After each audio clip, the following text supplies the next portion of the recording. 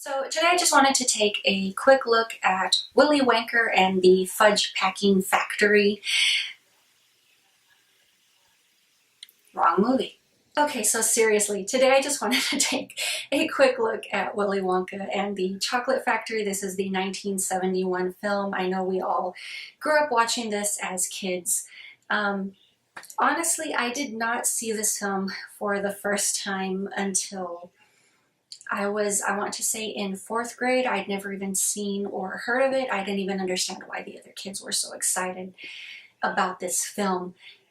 So it was basically our music teacher who had presented this film to us. But honestly, I have not rewatched this film since I was a kid because my initial thoughts were, well, yeah, my initial thoughts were, this movie's boring, it sucks, I hate it. And that was my mindset for the longest time, especially because it was years as an adult that I actually developed a liking for musicals. So that might have also gone into play with this, but I rewatched this recently just so I could review this for you guys, and honestly I enjoyed it a lot more. But I'll be honest, within the last 20 to 15 minutes I got bored with it again.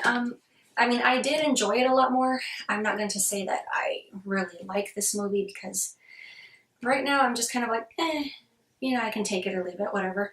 But yeah, I mean, I think, yes, it was a pretty good film. Obviously a great performance by Gene Wilder, and we're all familiar with the story, so I'll just brush over that briefly. But honestly, I mean, Willy Wonka and the Chocolate Factory, I mean, nothing screams Easter like a boatload of candy, right? Well, I didn't specify what kind of candy. But, it's definitely a very fun film. I like seeing all of the situations that the kids get themselves into, which, I mean, obviously, I guess you could say it's more a statement on, children who are well behaved should and deserve to be rewarded rather than children who are obviously disobedient. But I mean, I wouldn't necessarily say that's the main moral of the film. And of course, I am not an avid reader of obviously the author, so I cannot presume to understand or know what his intentions were with his writing. And obviously, growing up, I'm sure numerous of us that were also presented by or with films that were based on his writings as well, which potentially at some point in time we may also take a look at one point or another. But yeah, I mean, definitely a fun little film. I definitely love that boat scene. That's very psychedelic. It's very creepy. It's very messed up, basically. But especially in something that I would say in something that poses as a children's film. How often do you actually get to see something like that, especially now when everyone's so busy being careful about, oh, we mustn't upset the children, we have to be politically correct, we have to be careful, and all of this whitewash media that we're just drowning in nowadays, it's tiring, it's boring. Everything is just so polished and perfect, and it's nice to see something with rough and jagged edges. It makes it more real. It makes one more willing to want to digest it, in my opinion. But I also love that very subtle and very dark sarcasm that comes off of Willy Wonka's character throughout the entire film. I mean, you can definitely tell he's disinterested. He doesn't care. All this bad stuff keeps going on, and he's like, whatever. I'm just doing my thing. You want some more candy? He's got his own agenda here. Yeah, I mean, the whole basic premise, which I'm sure all of us know, is, of course, after years of being closed and being fed up with having his, I guess you could say, candy formulas stolen, Willy Wonka finally decides after years to start manufacturing candies again, and then years later after that, once again, he releases these golden tickets to invite persons into his factory, which apparently is a very big deal.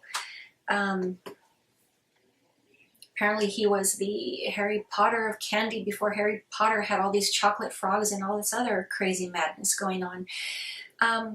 For the most part, I'm still not impressed with the film. I'm glad I was able to at least enjoy and appreciate it a bit more this round. I'd say, yeah, it's something I would at least try to give a shot every Easter to rewatch. Maybe one day it'll grow on me. But moving on to the 2005 Charlie and the Chocolate Factory. I definitely enjoyed this film a lot more the second time I watched it. Originally, this one I had seen in theater, and once again, I hated it. I thought it was stupid, but I'm glad I was able to enjoy it a lot more. This version of Willy Wonka is still fairly standoffish, but he's also a lot more eccentric, effeminate. I guess if it's a personality type that one is not used to or accustomed with, it takes a bit of adjustment. But I think it works really well for the character as well as the feel of the film. You know, it definitely works very well in my opinion. And obviously, you have Johnny Depp starring, who, in my opinion, is a good actor. I think he can pull off just about anything. And of course, reading through the credits, to my surprise, because I have not seen this in years, so I did not remember Christopher Lee even being in this movie. And of course, as I guess you could say, playing Willy Wonka's well-meaning and very strict father, he does the job extremely well because obviously he's Christopher Lee. He always comes off as just very sinister. Even in his good guy roles, I mean, he still does well. He's a versatile actor, but you know, we will definitely never see the likes of that type of an actor again, unfortunately. Very once in a lifetime, in my opinion. But the opening winter sequence of this film, for some reason, very much reminds me of Batman Returns. Of course, you do have the whole snow element. You've also got, of course, Danny Elfman doing the film score and whatnot. Obviously, he works quite a bit with Tim Burton, so maybe that's just the sense of familiarity that I get there. Who really knows? But you know, it doesn't distract or take away from the film. I think it does very well. And of course, we still have the same premise of the film. The golden tickets are sent out.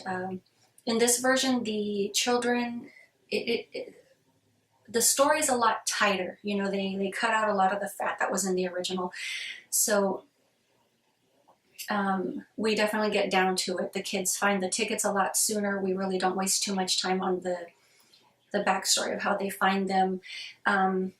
There's a very brief mention of the person who counterfeited the golden ticket, but we really don't waste too much time in that aspect either. They really seem to just want to push us into the factory and get us to the real meat of the story, which I appreciated because the first film, the original Willy Wonka, really feels like it just drags on, and it's kind of like, let's go already. This is getting boring. And it does. For me, the original film, at some point in time, regardless of whether I'm enjoying the movie, always becomes boring at one point or another. This one I enjoyed a lot more. It holds my attention throughout the film, and it's not because I'm looking at Johnny Depp, because come on, that wig is just a very weird hairdo. There was only one scene in the film that just made me crack out laughing, though. It's the scene with Gustav, where they're first going into the factory, and you can totally see it coming because it's so obvious and it's such a thing that a kid would say. But I think for me it was more the delivery, and like I said, it definitely fits the feel of the film, is where you have Gustav, who is a child who is constantly eating, and offers Charlie, a starved child who rarely has anything to eat, he says to him, "Do you want some chocolate?" He's like, "Sure." He's like, "Well, then you should have bought some." And you know, it's just freaking hilarious to me. You know, I just literally just cackled. But I think the delivery of that was just excellent. But yeah, I mean, for the most part, I think it was a very great film. For some odd reason, the little actress playing Baruka, she, maybe it's just that goofy grin of hers, but she very much reminds me of Tim Curry, and I doubt they're related. I could be wrong, but they seem to have very similar facial features. But yeah, I mean, other than the fact that I just really enjoyed this film, I was kind of bummed out that they omitted that weird boat acid trip from this one, because can you imagine what Tim Burton could have done with something like that? I mean, maybe it was just too iconic to touch. He just didn't want to go there.